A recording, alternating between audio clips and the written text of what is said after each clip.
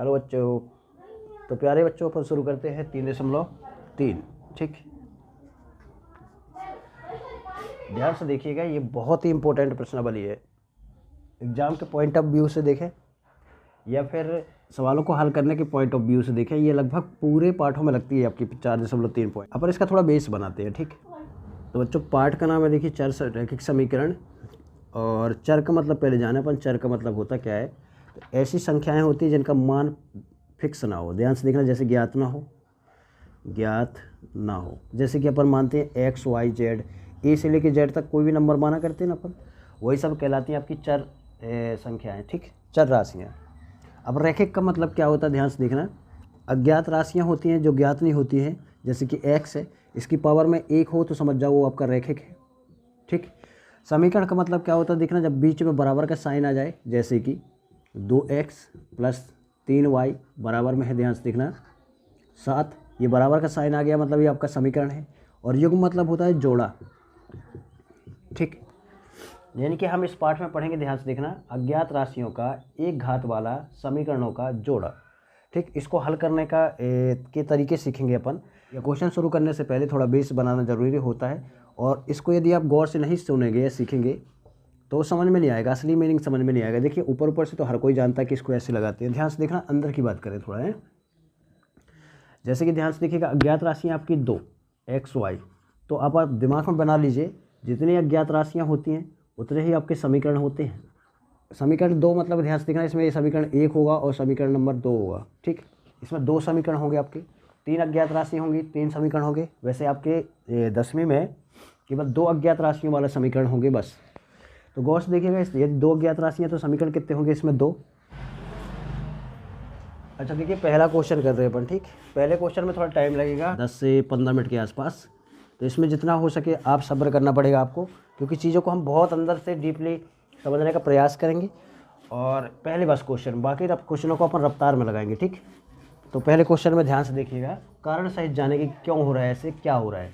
कभी भी हो 2 अज्ञात राशियों का मान एक समीकरण से नहीं निकाल सकते, 2 समीकरण चाहिए, तो इसलिए उसने 2 समीकरण पहले से आपको बना के दे दिए। जैसे कि पहले करके लिख लेना, दिया है, दिए गए समीकरण है, रैखिक समीकरण है आपके, पहला ये, इसको दिया हमने दूसरा। ठीक, अब क्या करना है आपको, देखना हम जो सीखने वाले हैं, ध्यान से देखिएगा, वो विधि है आपकी प्रतिस्थापन विधि। प्रतिस्थापन, पहले इसका मतलब जाने फिर इस क्वेश्चन के अंदर कूदते हैं। ठीक, प्रतिस्थापन का मतलब होता है, जैसे मान लो एक कमरा आपका ये है, ठीक, दूसरा कमरा आपका ये है, यहाँ पे कोई वस्तु रखी हुई है, मान लो कोई वस्तु रखी हुई है, इसको उठा के एक जगह से दूसरी जगह रखना, फिर दूसरी जगह से उठा के तीसरी जगह रखना, वही कहलाता है आपका प्रतिस्थापन। मतलब एक जगह से उठा के दूसरी जगह रखना कहलाता है आपका प्रतिस्थापन। ठीक, देखना एक जगह से वस्तु को उठा के दूसरी जगह रखते क्यों है, ध्यान से देखिएगा, या फिर एक समीकरण से उठा के दूसरी जगह रखते क्यों है, तो गौर से देखिएगा। हम पहला समीकरण लगाते हैं, ध्यान से देखिएगा, इसको आपको सब्र करना पड़ेगा इस वाले क्वेश्चन में। ठीक, समीकरण 1 लेने पर हम समीकरण 1 ले लेते हैं। समीकरण 1 है आपका x + y = 14। ठीक, तो हम इसको ऐसे लिख सकते हैं क्या, ध्यान से देखिएगा, यहाँ से आपको x का मान निकालना है, तो हमने x का मान निकाला, कितना हो गया आपका 14। ये इस तरफ जाएगा, काय में हो जाएगा माइनस का y। ठीक, प्लस में है, इस तरफ जाएगा माइनस का हो जाएगा। ये बना आपका इक्वेशन नंबर कौन सा, 3। ठीक, ये बना आपका समीकरण नंबर 3। देखिए समीकरण 3 से हमने x का मान निकाला और इसको उठाया, दिखना 1 से लिया है इसको, अब काय में रखेंगे अपन, 2 में। ये बताइए, प्रतिस्थापन का मतलब ये नहीं होता कि अपन कोई भी चीज़ को वहीं से उठाएं और वहीं को वहीं रख दें, वो रखना कहलाता है, नहीं। अपन एक जगह से उठा के दूसरी जगह रखें, वो कहलाता है आपका प्रतिस्थापन, मतलब एक जगह से हटा के दूसरी जगह रखना। ठीक, तो 1 से लिया, 2 में रख दो उठा के, तो लिखते हैं समीकरण 2 में, समीकरण 3 से x का मान रखने पर। ठीक, ये वाला मान उठा के अपन रख देते हैं इस वाले में। जैसे रखेंगे तो ध्यान से देखिएगा कितना हो जाएगा आपका, x की जगह रखना है आपको, तो x की जगह रखेंगे कितना, 14 - y। देखिए ये जो x है इसकी जगह रख दिया हमने 14 - y, क्योंकि हम तौल चुके हैं, इसके बराबर में है ये, तो ये वाला मान उठा के हमने यहाँ पे रख दिया, x की जगह ये वाला पूरा मान यहाँ पे रख दिया, क्योंकि ये इसके बराबर में है। माइनस का हो जाएगा आपका, देखना पहले से रखा है y, और बराबर में कितना चल रहा है 4, देखिए 4 है, हमने 4 रख दिया। हल करिए तो ये हो जाएगा आपका, देखना 14 माइनस के 2y, ठीक, और बराबर में कितना चल रहा है इसकी 4। चलिए पक्षांतर कर देते हैं इसको। देखिए अब एक अज्ञात राशि बची ना इस समीकरण में, बची ना, तो ये हो जाएगा आपका, ध्यान से देखिएगा, पक्षांतर करिए, देखना पक्षांतर करेंगे तो ये हो जाएगा माइनस के 2y बराबर 4 पहले से रखा हुआ प्लस में हमने रख दिया, ये 14 इस तरफ माइनस में हो जाएगा क्योंकि प्लस में था, तो 14 इस तरफ माइनस में हो गया, तो ये निकला आपका कितना, माइनस के 2y बराबर माइनस के 10, क्योंकि 14 में से 4 जाएंगे बचेंगे 10, हमेशा बड़े में से छोटे को घटाते हैं, और बड़ी संख्या माइनस चिन्ह इसलिए माइनस चिन्ह आ गया, ठीक। अब ये पक्षांतर कर दीजिए तो y बराबर निकला आपका माइनस के 10 बटे माइनस के 2, ठीक, गुणा में था नीचे भाग में आ गया, जैसे हम भाग माइनस का माइनस से गुणा होगा प्लस हो जाएगा, तो y बराबर निकलेगा कितना 5, ये y का मान निकल आया, ठीक। अब क्या करना है, ध्यान से देखिएगा, जो आपका y का मान निकला है इसको उठा के रख दो समीकरण 3 में, ठीक, इस वाले में, तो यहाँ से डायरेक्ट x का मान निकल आएगा, तो लिखेंगे समीकरण 3 में y का मान रखने पर, ठीक, जैसे हम y का मान रखेंगे तो कितना हो जाएगा आपका x बराबर 14 माइनस y की जगह रखेंगे कितना 5, तो हमने रखा y की जगह 5, देखिए y की जगह रखेंगे 5, तो x का मान निकला कितना 9, ठीक, ये निकला 9, अतः करके लिख दो, अतः x बराबर है कितना 9 y बराबर कितना है 5, ये आपके मान निकल आए। अब जैसे हमको मान लो चेक करना है पहले क्वेश्चन को कि हमारा ये आंसर सही है कि गलत, तो यहाँ पे उठा के रख दीजिए, ध्यान से देखना यहाँ पे, तो y की x की जगह रखेंगे 9 और y की जगह रखेंगे 5, 9 और 5 दोनों जुड़ जाएंगे तो कितना हो जाएगा 14, बिल्कुल बराबर आ रहा है, 14 के बराबर आना चाहिए। तो जैसे हमें दूसरा चेक करें, यहाँ पे रखें 9 x की जगह और y की जगह रख दें कितना 5, तो 9 में से 5 की बची कितनी 4, बिल्कुल सही आंसर है। तो दूसरा क्वेश्चन देखते हैं अपन, ठीक, अब थोड़ा रफ्तार में लगाएंगे, ध्यान से देखिएगा अगला क्वेश्चन। तो प्यारे बच्चों दूसरा क्वेश्चन देखिए, क्वेश्चन बोल रहा है आपका s माइनस टी बराबर में कितना है 3, s बटे 3 प्लस टी बटे कितना है 2 बराबर में है 6, ठीक। देखिए ये वाला इक्वेशन जो है आपका सिंपल बना हुआ है, इसको देख देते हैं समीकरण नंबर 1। अब ये वाला जो इक्वेशन है आपका, देखिए ये वाला इक्वेशन, ये आपका भिन्न के रूप में, इसको पहले सिंपल बना लेते हैं, ठीक, इसके जैसे कि दोनों का एलसीएम लेंगे कितना आएगा आपका, देखो दोनों का एलसीएम लेंगे तो आएगा आपका 6, देखो 3 और 2 का एलसीएम लेंगे 6 आएगा, 6 में 3 का भाग लगाएंगे कितने बार जाएगा 2 बार, 2 का s में गुणा करेंगे कितना आएगा आपका 2s, प्लस है प्लस लगा देंगे, 2 का 6 में भाग लगाएंगे कितने बार जाएगा 3 बार, 3 का t में गुणा करेंगे कितना आएगा आपका 3t, और बराबर में कितना है 6, ठीक। ये भाग में इस तरफ जाएगा गुणा में हो जाएगा, यानी कि हो जाएगा आपका 2s प्लस 3t बराबर में हो जाएगा 6 का गुणा 6 में करेंगे कितना हो जाएगा ये 36, इसको दिया समीकरण नंबर 2, ये बन चुके आपके 2 समीकरण। तो ये इक्वेशन नंबर फर्स्ट हो गया, ये दूसरा समीकरण हो गया आपका।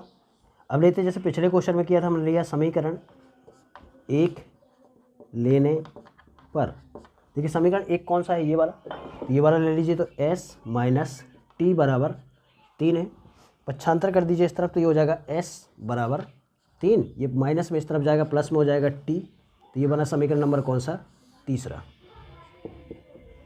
ठीक। अब लिख दीजिए समीकरण 3 से समीकरण 2 में s का मान रखने पर, देखना यहाँ पे लिखेंगे हम समीकरण 2 में समीकरण 3 से s का मान रखने पर, देखिए आप s या t किसी का भी मान उठा के इसमें रख सकते हैं, ध्यान से देखना। तो गौर से देखिएगा, ये वाला उठा के पर रखेंगे समीकरण 2 में, समीकरण 3 से ये वाला s का मान उठाइए यहाँ पे रखिए, तो ये हो जाएगा, ध्यान से देखिएगा 2, अच्छा देखिए इनके बीच में कोई चिन्ह नहीं तो गुणा का होता है, और कोष्टक मतलब होता है गुणा, तो s की जगह रखेंगे हम 3 प्लस t, तो हमने रखा यहाँ पे 3 प्लस t, ठीक, प्लस है प्लस लगा दिया हमने, 3t है 3t लिख दिया, बराबर में कितना है 36, तो हमने रख दिया यहाँ पे 36, गुणा कर दीजिए अंदर तो कितना हो जाएगा आपका 2 तिहाई 6, और प्लस 2 का t से गुणा करेंगे तो कितना हो जाएगा 2t, और प्लस का 3t पहले से रखा हुआ है, बराबर में कितना है इसके 36, ठीक। तो ये हो जाएगा आपका 6 प्लस 2t और 3t 5t, बराबर में कितना है इसके 36, पक्षांतर कर दीजिए इस तरफ तो ये हो जाएगा 5t बराबर 36। ये इस तरफ जाएगा माइनस में हो जाएगा 6, तो ये निकलेगा आपका 5t बराबर निकलेगा आपका 30।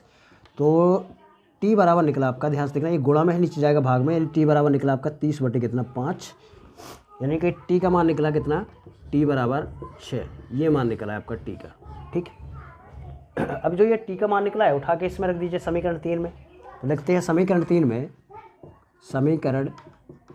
में t का मान रखने पर, ठीक, ये वाला मान यहाँ पे रख दीजिए तो s का मान निकल आएगा, ध्यान से देखिएगा। तो ये हो जाएगा देखना s बराबर 3 प्लस t है, t का मान कितना है 6 रख देंगे तो ये हो जाएगा 6 और 3 9, s का मान निकलेगा कितना 9। ठीक, अतः करके लिख देंगे, ध्यान से देखिएगा, अतः s बराबर है 9 और t बराबर कितना है आपका 6। ठीक, ये मान निकला है आपके s और t के।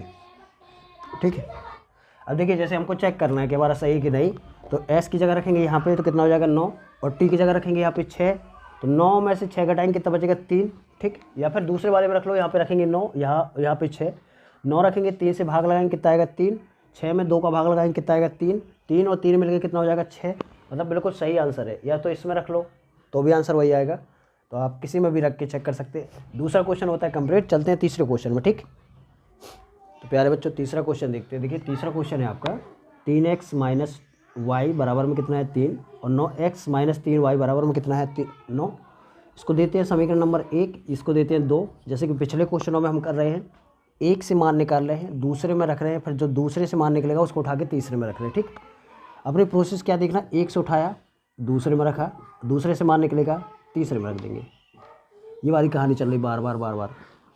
तो लिखते हैं समीकरण 1 लेने पर, ये समीकरण 1 ले लिया तो कितना है आपका 3x माइनस वाई बराबर में कितना है 3। ठीक, पक्षांतर कर दीजिए तो ये हो जाएगा आपका 3x, ठीक, बराबर 3, ये माइनस में इस तरफ जाएगा, प्लस में हो जाएगा y, गुणा में नीचे भाग में जाएगा, यानी कि हो जाएगा आपका x बराबर 3 प्लस y बटे कितना हो जाएगा इसके 3। ये मान निकला आपका समीकरण नंबर, इसको बना दीजिए समीकरण नंबर कौन सा, तीसरा। ठीक, देखिए आपने क्या किया, समीकरण 1 लिया है, यहाँ से s का मान निकाला, अब ये वाला उठा के रख दीजिए समीकरण 2 में। तो लिखते हैं समीकरण 2 में समीकरण 3 से x का मान रखने पर, ठीक, ये वाला मान उठा के रख दीजिए कहाँ, यहाँ पे। तो रखिए कितना हो जाएगा, देखिए 9 है, हमने 9 जो करते हो जमा दिया, x की वैल्यू ये पूरी है तो हमने गुणा में लगाया क्योंकि इनके बीच में गुणा चिन्ह होता है। कितना है आपका x का मान 3 प्लस y बटे 3। ठीक, अब इसके बाद ध्यान से देखिए माइनस है, देखिए माइनस है यहाँ पे रखना आपको, माइनस है, माइनस रख दिया, 3 है 3 लिख दिया, y का मान जो करते हो क्योंकि y का मान तो रखे नहीं यहाँ पे, बराबर में चल रहा कितना 9। देखिए 3 से इसको काटेंगे कितने बार जाएगा 3 बार, तो बाहर आ गया, ध्यान से देखिएगा 3 और अंदर चल रहा है 3 प्लस y, क्योंकि ये 3 का 9 हो जाएगा बराबर, और प्लस माइनस में चल रहा है 3 y बराबर में कितना है 9। अब इसको हल करिए, देखिए 3 का कितना हो जाएगा 9 और प्लस 3 का y में गुणा करेंगे 3y माइनस का 3y चल रहा है, माइनस का 3y बराबर में कितना है 9। देखिए 3y में से 3y जाएगा, कितना बचेगा आपका 0। मतलब जिसके मान निकालना वो तो खत्म ही हो गया। यहाँ से हमको एक चीज़ स्पष्ट होती है, देखेंगे हम उपरोक्त समीकरण से स्पष्ट होता है कि दिए गए रैखिक समीकरणों के अनेक हल हैं। देखिए कंडीशन होती है आपका, जैसे अपन निकालते हैं a1 बटे a2 बराबर हो, ध्यान से देखना b1 बटे b2 बराबर हो c1 बटे c2। जब ये हो तो अनेक हल निकलते हैं, और इसके अनेक हल निकलते तो यहाँ पे हम इसको हल नहीं करते, डायरेक्ट समझा देते हैं। तो ये क्वेश्चन शायद इस वाली प्रश्नावली का नहीं था, धोखे से शायद इसमें चिपक गया है। ठीक, तो ये क्वेश्चन इतना ही करना था आपको।